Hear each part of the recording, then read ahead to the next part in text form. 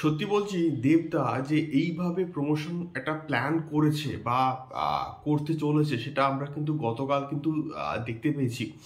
এবং এই বিষয়টাকে নিয়ে কিন্তু গতকাল আমার কথা বলা হয়নি, তাই ভাবলাম যে এই পার্টিকুলার বিষয়টাকে নিয়ে একটুখানি কথা বলা যাক। তার সঙ্গে সঙ্গে যে বিষয়টাকে নিয়ে কথা বলবো সবার ফার্স্টে, সেটা হচ্ছে গিয়ে খাদান ট্যুর যে হচ্ছে এবং কোথায় কোথায় হচ্ছে সেই সংক্রান্ত কিন্তু একটা ভিডিও কিন্তু রোববার দিন দেবদার প্রোডাকশন হাউস থেকে কিন্তু শেয়ার করা হয়েছিল। সেই পার্টিকুলার ভিডিওর মধ্যে একটা পোর্শন ছিল যে 1 2 3 4 বলে যে একটা পোর্শন ছিল, তোমরা নিশ্চয়ই দেখেছো।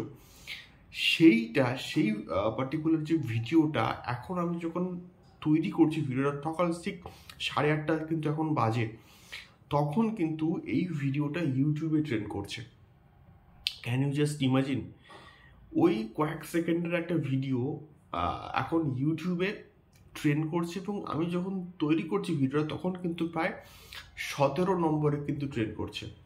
জাস্ট ভেবে দেখো যে বর্তমান সিচুয়েশনে খাদানকে নিয়ে মানুষের মধ্যে এক্সাইটমেন্ট কতটা, মানুষ খাদানকে কতটা চায়, খাদানকে বরণ করতে চায়। মানে সাধারণ দর্শক, ইয়াং অডিয়েন্স খাদান দেখতে চাইছে। তো এত মানুষ এত ভালোবাসা দিচ্ছে, তার জন্যই কিন্তু খাদানের ওই পার্টিকুলার ছোট একটা ভিডিও কিন্তু বর্তমানেও কিন্তু ইউটিউবে ট্রেন্ড করছে। এটা একটা সত্যি বলতে দারুণ একটা বিষয়। দ্বিতীয়ত যে বিষয়টাকে নিয়ে কথা বলতে চাই সেটা অবশ্যই খাদান ট্যুর। এবং গতকাল অনেকগুলো বাসের ছবি আমরা কিন্তু দেখতে পেয়েছিলাম, গ্রিন লাইনের বাস, এবং সেখানে পুরো খাদানের কিন্তু লোগো মারা আছে চারিদিকে, এবং সামনে পেছনে সমস্ত জায়গাতে কিন্তু খাদানের লোগো কিন্তু হচ্ছে গিয়ে মারা আছে। এবং সম্ভবত দেবদার এবং পুরো খাদানের টিম যে এসেছিল ওই বাসে করেই কিন্তু এসেছিল। এবং এখন আমার মনে হচ্ছে যে যে খাদান ট্যুর হচ্ছে, সেই খাদান ট্যুরে কিন্তু এই বাসগুলোই হয়তো চলবে, যেখানে খাদানের পুরো লোগো হচ্ছে মারা থাকবে।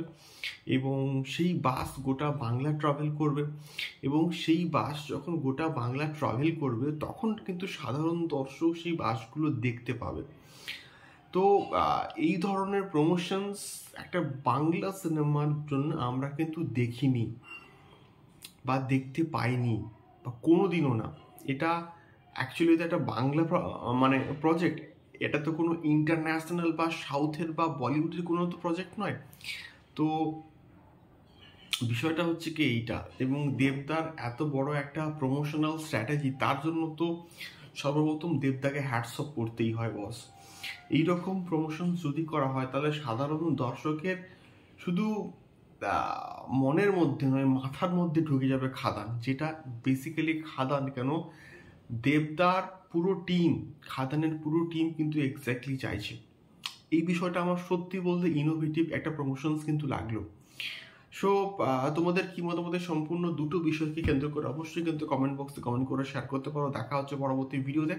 টাটা।